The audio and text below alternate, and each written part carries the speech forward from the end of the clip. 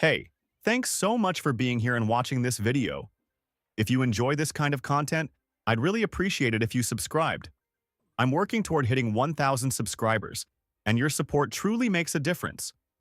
Don't forget to leave a like so more people can discover this story. Every video I make takes time, effort, and a lot of care just for you. Feel free to share it with your friends and make sure to stick around until the end. I hope you enjoy it. My sister laughed. When she told me her kids could stay at our beach house, then they trashed my $940,000 Malibu Cottage. And I couldn't believe what happened next. Something had already shifted long before she said it out loud. By the time the words landed, the decision had been made, just not by me, and everyone in that room knew it, except my son. Your kids can't stay at our beach house. Jenna said it like she was pointing out the weather. Calm, casual, final. Behind her, her twins tore through the living room of my Malibu cottage. My $940,000 mistake, apparently. Tracking sand across the floors I'd paid extra to have refinished. One of them leapt onto the arm of the white sofa, pizza slice in hand, like gravity didn't apply to him. Grease pressed into the cushion. A perfect thumbprint. Permanent. Eli stood near the sliding doors, still holding the small cardboard box he'd decorated for the guest room. Blue marker waves, crooked letters, Eli's beach stuff. He'd spent the whole week talking about where everything would go. Books on the shelf, telescope by the window. Now he just paused, like his brain was trying to catch up. "Excuse me?" I asked. Jenna laughed, tossed her hair back, already bored with the conversation. Her eyes slid past me toward the kitchen, where my parents hovered around the island, silent but watching. Waiting. "Darl, don't be weird," she said. "We already talked about this. You said we could use the place for the summer." Use, not visit, not borrow. Use. "It doesn't make sense for your kids to stay too. It'll be crowded. Besides," she shrugged like she was being generous. "They live with you. They see you all the time. This is kind of our thing." Our thing. The words didn't hit right away. They just hung there, off balance. Then the crash. Eli's box tipped over. The twins had clipped it mid-sprint. The cardboard hit the floor, splitting open, spilling out his model sailboat and a handful of seashells he'd carefully wrapped in paper towels. One of them stepped directly on the boat. Snap. He looked down, barely interested. "Oops," then laughed. Jenna glanced back, saw the mess, and didn't move. "Boys, watch where you're going," she said, already turning away again. No urgency, no correction. Then, almost as an afterthought, "Anyway, the guest room is for the twins. It's more practical." Eli didn't cry. That would have been easier. His face just emptied. Like someone flipped a switch behind his eyes and everything went dark. That's when my hands started to shake. I've held a beating heart in my hands without trembling. I've stood in operating rooms with alarms screaming and kept my pulse steady. But watching my son stare at the crushed pieces of something he cared about, in a house I bled for, that did it. I swallowed whatever was climbing up my throat. Didn't say it. Instead, I turned, grabbed a dish towel, and wiped the grease off the sofa like that mattered more. Like if I focused hard enough on the stain, I wouldn't have to look at him. My dad took a sip of his beer. "Relax, son." That was it. When kids are kids, it's just stuff. Just stuff.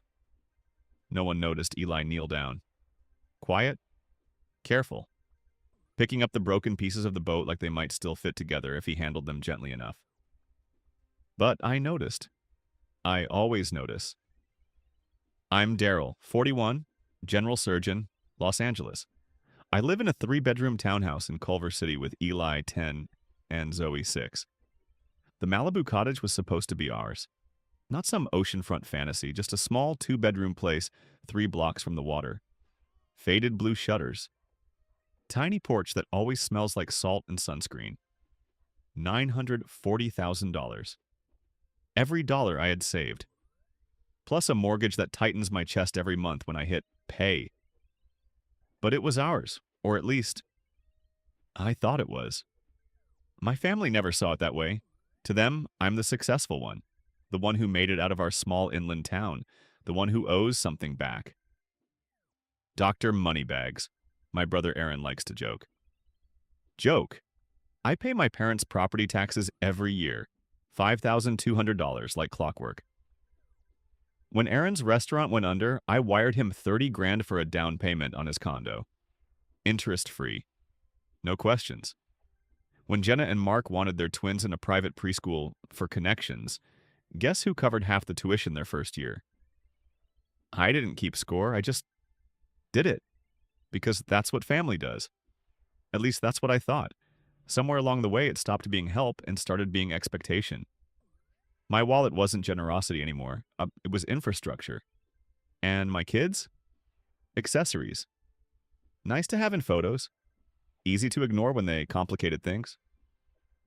When I first showed my parents the listing photos for the Malibu place, my mom leaned in, smiling, and said, "Oh, we have a beach house now." We, not you and the kids. We. I laughed it off. Of course I did. I offered them a week that first summer. Covered the cleaning fee myself. Thought I was being generous. Then Jenna and Mark asked to use it for their anniversary.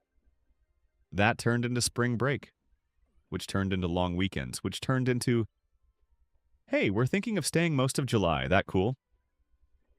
By the time I said it out loud, the decision had already locked into place. They just didn't realize yet that the rules had changed, or that I was done asking. What started as a favor had quietly turned into ownership, just not mine. At some point, Jenna stopped asking to use the house. She started narrating it. "We already told the boys the beach house is their special spot," she'd said a few days earlier, like she was updating me on a plan I'd agreed to. Their special spot? Not mine. Not Eli's. Not Zoe's. Meanwhile, every time I tried to carve out a weekend for my own kids, something conveniently came up on their end. Traffic was bad. The twins had soccer. There was a church thing, a fundraiser. Always something. But when it came to using the place without us, schedules cleared like magic. I kept telling myself I was imagining it, that I was fried from back-to-back surgeries and overnight calls. That exhaustion was making me sensitive. Because the alternative, that this was intentional, felt heavier. So I defaulted to yes. "Can Jenna use the cottage next month?" my mom would ask, soft and careful, like she already knew the answer. "Just a few days, sweetheart. You're barely there anyway." Barely there. As if the hours I worked erased my right to what I built. Still, I said yes. Again. And again. Until it stopped being permission and started being expectation. Until the day my son was quietly pushed out of something that had his name written all over it. That moment in the living room, the one where Jenna casually decided my kids didn't belong there overnight, that wasn't out of nowhere. It was the peak of something that had been building for months. 2 weeks before that, she called me while I was at the hospital, halfway through a rushed lunch I barely tasted. "Hey, Dur," she said. I let it go. Didn't have the energy to correct her. "What's up?" "So, we've been talking," she began, already moving fast.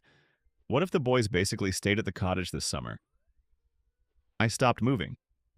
"The whole summer?" "Not literally every single day," she said, brushing it off. "But most of it. You're always slammed. Camps are a nightmare to coordinate. It just makes sense." "Makes sense."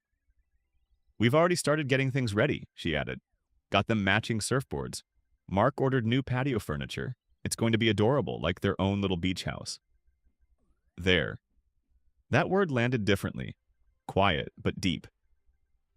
"And Eli and Zoe?" I asked. A pause, not confusion, just a delay. "Well, they can come when you bring them," she said finally. "But you know how unpredictable your schedule is. We're just trying to actually use the place. No point letting it sit empty when family could enjoy it." Family. That word again. Always right before something got taken. I told her I'd think about it. What I didn't say was that Eli had already planned his summer. He had a small notebook tucked under his pillow. I'd found it by accident while grabbing laundry. First page written carefully. Summer at the beach house. Under it, a list, learn to surf, sleep outside on the porch, watch the stars with Dad. I closed it slowly, put it back exactly where I found it. Didn't say a word. That Saturday was supposed to be the start of that list. Instead, I walked into my own house and watched my sister explain why my kids didn't belong there anymore. Too crowded, too inconvenient, too secondary. I should have stopped it right there. But Eli didn't argue, didn't protest. His shoulders just dropped a fraction, like something inside him quietly gave way. Zoe held onto her stuffed dolphin tighter than usual, eyes flicking between faces, trying to figure out if she'd done something wrong. And my parents? They stood by the kitchen island, laughing with Mark, already talking about how the twins were going to grow up with summers at our Malibu place. I felt it rise in my throat. Every word, every correction. But I held it down. Later, I told myself. Handle it later. Then came the toast. We moved out to the deck. The sky was melting into orange, the ocean catching every bit of it. Drinks in hand, easy smiles. My mom clapped her hands. Let's take a quick family picture. Which somehow translated into sending Eli and Zoe away. Go play by the sand for a bit, she said. We'll call you. No kids, no noise. They went without question. Eli reached for Zoe's hand, guiding her down the steps. Halfway down, he looked back at me. Just a quick glance. Checking if I was still there. I nodded. Go ahead. My chest tightened anyway. My dad lifted his beer. To real family, he said. The words sat wrong in the air. And to our beach house, he continued. May the boys grow up there, and may it stay in the family. Glasses clinked. Laughter followed. Jenna leaned forward, grinning. And to siblings who finally put their money to good use. That one stuck. They all laughed harder. I didn't. I just looked at them. My money, my loan, my name on the deed, no one else's. The drives down alone, the meetings with contractors, the night sleeping on a thin mattress because hotels felt like a waste. Useful. I let it play out, even forced a smile when my mom pulled us together for a photo. Mark's arm draped over my shoulders like we were equals in this, like we'd built it together. Then I checked my watch. Everyone needs to leave, I said. They laughed again. Of course they did. Jenna rolled her eyes. Seriously? Food's not even ready. Relax. Everyone, out. This time, I didn't soften it. And make it quick. Showing starts in 20 minutes. The shift was immediate. Laughter died. My dad's expression tightened. What are you talking about? The moment I said it, there was no taking it back. Not for them, not for me. Something had already locked into place. Showing, my dad repeated, slower now. What showing? I set my glass down on the railing, steady. Yeah, I said. I'm selling. Silence hit first. Then, you're what? Mark's face drained so fast it almost looked staged. I didn't answer him. I turned instead, stepped toward the stairs, and raised my voice just enough. Eli, Zoe, come on up. They came in from the sand, quiet, sensing the shift. Grab your stuff, I told them. We're heading back tonight. My mom's expression tightened, like something sour had settled in her mouth. You're overreacting, she said. This is our family's house. I turned and met her eyes. No, I said. It's not. She held my gaze for a second too long. This is my house, my kid's house, and I'm not paying for a place where they're told they don't belong. They didn't see what came before this. They didn't see Eli earlier in that small back bedroom, standing by the nightstand, carefully placing his sailboat like it mattered exactly where it sat. Didn't see the way he smiled, quiet, hopeful. Do you think Grandma would want to look at the stars with us tonight? She might, I told him. We both knew she wouldn't. They didn't see him later, kneeling on the floor, gathering the broken pieces after the twins crushed it. I can glue it, he whispered. Like he'd been the one who ruined it. They didn't see Zoe standing in the doorway, holding her dolphin, asking Jenna softly, Can I sleep in the bunk bed too? And Jenna, without even looking at her, "No, sweetie, those are for the boys. You're just here for the day. The house has rules." Rules. Apparently, one of them was that my kids were temporary in a house I paid for.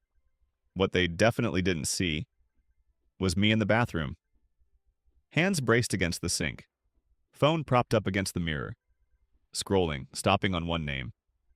Leah, Realtor Malibu. I didn't hesitate. I hit call. "Daryl?" she answered. "Everything okay?" "If I list this place this month," I said, staring at myself, "what do you think we could get?" A pause. "I think we could push around 1.2, she said. "Market's uneven, but your place is solid. Are you ready?" I could hear laughter outside, glasses clinking. "Yeah," I said. "I'm ready." Paperwork hit my inbox within minutes. Digital signatures, listing agreement, photographer locked in. But then Jenna said it. "Your kids can't stay here." And my dad raised his glass. To real family. That's when something sharpened. I called Leah back. "Can you do a showing today?" I asked. "Like, in an hour?" "That's tight," she said. "But I've got a couple in town looking in that exact area. Let me try." 20 minutes later, I'll be there in 40. Cash buyers, be ready. So here we were. And now they were finally hearing it. "You can't just sell it," Mark said, voice unsteady. "We already paid for surf camp. The boys are counting on this place." "Then you should have bought one," I said evenly, "because this one is mine." My dad stepped forward, face tightening. "You're not thinking this through," he said. "Family comes first. We all use it. You don't just take it away because you're upset over some comment." "This isn't about a comment." I didn't raise my voice. "It's about my son being told he can't stay in a house I bought. It's about you toasting to real family while mine is literally outside on the sand." My mom crossed her arms. "You're being dramatic. Eli didn't even look upset." I held her there. "He looked like the ground disappeared under him," I said. "You just didn't bother to notice." Jenna let out a sharp breath. "So now we're getting punished because your kid is sensitive?" I turned to her. "No," I said. "I'm done funding a situation where my kids are optional." Mark stepped in again, trying to regain control. "We've told people about this place," he said. "My clients know the address. It's on my business site." "That sounds like your problem," I said. "A beat. You had the same years I did. You made different choices." He flinched. My mom shifted tone. "What about us?" she asked. "We come here too. Your father loves it. You know we can't afford something like this." I met her eyes. "You should have thought about that," I said quietly, "before you let your grandchildren get erased." Silence dropped hard. Then, a car door shut outside. Leah? A moment later, footsteps on the porch. A young couple stepped in, early 30s, a toddler on one hip, a baby carrier in the other hand. They froze just inside the doorway, taking in the tension. "Hi," the woman said carefully. "We're here for the showing?" I smiled. "Yeah," I said. "Come on in." I stepped aside. "Don't mind them," I added.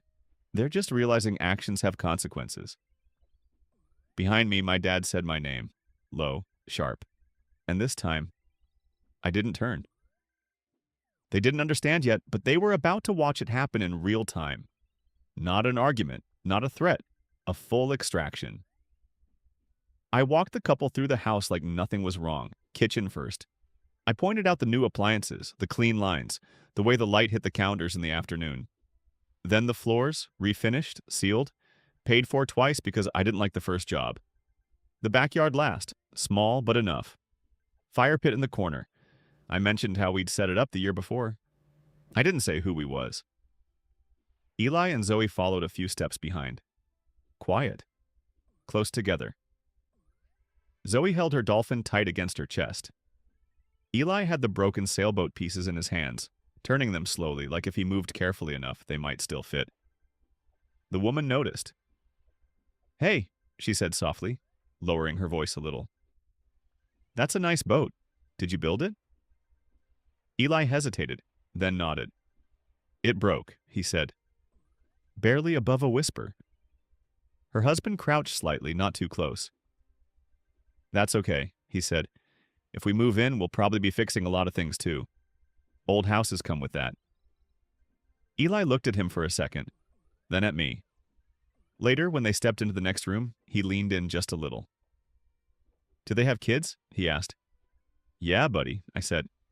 They do. A pause. Will their kids get to stay here? That one landed deeper than anything else that day. I swallowed once. Yeah, I said. They will. He nodded. Not fast, not upset, just thinking. Like he was putting something together I couldn't interrupt. The showing took 20 minutes. That was all it took. Leah pulled me aside once we stepped out onto the porch. They're serious, she said, low voice. Like, very serious? Pre-approved? Possibly cash. If we move quickly, we could be in escrow within a week. I glanced back through the window. My family stood clustered in the kitchen, watching. Not talking, just waiting, like spectators. Do it, I said. She smiled. What price? $115. If they come close, we take it. She nodded once. I'll call you tonight. I walked back inside. They were still in the same positions, like nothing had moved. 14 days, I said. No build-up, no explanation. I meant it. I looked around the room. I want everything out. Surfboards, clothes, the metal wall thing you hung without asking. I glanced at it. All of it. Jenna's eyes filled, but not with the kind of emotion that slows someone down. You can't do this, she said. The boys love it here. We finally have something nice, and you're just taking it away because your ego got bruised. I shook my head once. My ego's fine, I said. I looked past her. My son isn't. A beat. And I'm not keeping a house that reminds him he comes second in his own family. My dad stepped in closer, voice lower now. You're going to regret this. I bent down, picked up Eli's cardboard box, and handed it back to him. His fingers closed around it immediately. No, I said. I regret letting it go this far. And that was it. No more discussion. I took my kids, walked out the front door and didn't look back. The fallout started before we even reached the freeway. My phone buzzed nonstop in the cup holder, messages stacking over each other. Mom, you don't make decisions like this alone. Jenna, the boys are crying. Are you seriously okay with that? Mark, we have people booked through August. What am I supposed to tell them? Dad, answer your mother. I flipped the phone face down. Didn't read another word. Zoe fell asleep halfway through the drive, her head tilted awkwardly against the seat. Eli stayed awake, staring out the window, turning the broken sailboat pieces in his hands. Are we in trouble? He asked suddenly. No, I said. We're not in trouble. A pause. Is Grandma mad at us? Zoe mumbled from the back, half asleep. She's mad at me, I said. Not you. And even if she is, that's not your job to carry. Silence again. Then, is it still our beach house? Eli asked. I took a breath. Not for long, I said. But we're going to find something that is. Just ours. Somewhere nobody can tell you don't belong. He nodded once. Turned back to the window. Didn't ask anything else.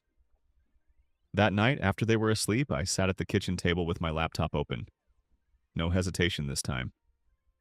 First thing, I canceled the automatic transfer that paid my parents' property taxes every March. Then I removed myself from the school payment portal Jenna had added me to. It's just easier if you handle it, she'd said. It was, until now. Then I opened a new savings account, Kids Place. First deposit, the exact amount I used to send my parents every month. Just in case. They'd need their own just in case now. The next afternoon, they showed up at my townhouse without warning. Eli was at soccer. Zoe sat on the living room floor, drawing. A wave. A little house in the middle. It looked exactly like the cottage. I opened the door before they knocked again. My mom didn't bother with hello. "You're selling our beach house?" she said. "I'm selling my house," I corrected. My dad leaned slightly, looking past me into the living room like he was measuring it, judging it. Small, crowded, ordinary. "Do you even understand what you're doing?" he asked. "You're throwing away an investment." "No," I said. "I'm getting out of a bad one." My mom's eyes narrowed. All of this because Jenna said the kids couldn't stay one weekend? I looked at her. "One weekend?" I repeated. "She's been calling it her kid's house for a year, and you let her. All of you stood there while my kids got treated like they were temporary in a place I pay for." My dad exhaled slowly. "Kids forget this stuff," he said. "They're resilient." I thought of Eli's notebook, of the list, of how carefully he wrote each line. "No," I said quietly, "you forget." "He won't." My mom shifted again. "What about what we've put into that place?" she said. "The patio set. Groceries when we're there. We've contributed." The patio set was $300. Clearance. And somehow, they thought that made it theirs. Everything was already slipping past me out of my control, and I felt it before the words left my mouth. "I've poured nearly $200,000 into that mortgage," I said, steady but sharp, like I was laying down a line in sand that no one could move. Her shoulders twitched. "We're not running numbers here," she said, voice tight. "You're punishing us." "I'm not punishing anyone," I replied, letting the silence stretch long enough for her to feel the weight. "I'm keeping my kids safe. If that stings, maybe it's time to sit with it." My dad's voice tightened, the kind of steel you don't bend. "After everything we've done for you." He listed it like a ledger. Med school help. Watching Eli when I was on call. I know, I appreciate it," I cut him off carefully. "But—" He paused, eyes narrowed, calculating. I exhaled slowly, words measured, deliberate. "That's why I've been covering your taxes, Aaron's condo, letting Jenna and Mark treat the beach house like it's theirs. But I can't keep doing it. I'm done funding places where my children are invisible. Done being the bank for people who don't even notice what they're taking." He stared, a glare that tried to burn through me. "So that's it? No more?" "Yes," I said. "Figure life without my credit card for once." Mom blinked back tears, but the words she spoke didn't match the emotion in her eyes. "You're letting money drive a wedge between us," she said. "No," I said quietly, firmly. "You've chosen that. I'm just stepping out of it." I held the door open wider. "You should go. I need to get Zoe to a party." He looked at me like he was cataloging this version of me, the one who wouldn't bend. "This isn't over," he warned. "For me, it is," I replied. 2 days later, the offer came. Leah's voice buzzed through my phone while I picked at the hospital cafeteria's mediocre soup. "They're at 1.1 million. All cash. 30-day close. They'll do a short rent back if you need it." I didn't hesitate. Not until I hung up, spoon paused midair, realizing I'd been holding my breath for years without knowing it. A month later, the Malibu property belonged to someone else. Strangers. They even sent a thank you card with a picture of their kids making sandcastles on our lawn. That should have been the end. It wasn't. The messages arrived like tiny daggers. "Jenna, the kids are heartbroken. When are we going back?" "Mom, we raised you better than this. Money isn't everything." "Dad, you'll regret cutting off your parents someday." "Mark, lost business, advertising the cottage as a retreat. This cost us real money. Stop playing the victim." I kept replies short, or ignored them. To Jenna, "I'm not responsible for promises you made with my property." To Mom, "Money isn't everything, but it shows what people truly value." Dad got silence. "Mark?" I blocked him after a voicemail dripping with contempt. Cold, brainwashed, whipped by your pampered kids. Only one message hit home. Aaron, I get it now. Should have spoken sooner. I saw what they did to Eli. Didn't want to be next. We met for coffee a week later. His apology was careful, weighted. Thinking about my own kids. I couldn't stand it if anyone treated them like that. He asked about occasional loans. No, I said, then softened. I'll help you budget. Explore options. Time, not money. He nodded. Fair. First adult conversation in months. No new beach house yet. Instead, I used part of the sale to claim something smaller. Private. Ventura, 2 bedrooms right on the sand. Just me, Eli, and Zoe. No family hovering, no expectations. Eli spun in the living room, checking corners, testing for invisible rules. Whose house is this? Zoe asked. Ours, I said. Just for the week. Nobody else's. Rules? Eli asked, cautious. Yes, respect it. Clean up. No jumping on furniture. No one gets told they don't belong. He blinked, a small smile forming. Really? Really? Can I make a box for my stuff? Absolutely. That night, walking along the shoreline, the air sharp with the smell of wet sand and salt, Eli handed Zoe a shell. She held it to her ear. Does it sound like our house? No, he said. It sounds better. Back inside, Eli spread colored paper over the little dining table, decorating a box. Waves on the sides and on the lid. Our place. Me, Zoe, Dad. No grandparents, no cousins, no one else. I didn't correct him. I watched, letting him claim it. 2 months later, a small barbecue at my townhouse. Aaron and family, one of Jenna's twins. Kids threw water balloons. 2 chairs sat empty under the tree, my parents' usual seats. Aaron laughed. They call it the beach house you stole. I laughed too. Later, Eli asked if we'd ever go back. No, I said. Wherever we are together, that's ours. And for the first time, it finally felt permanent.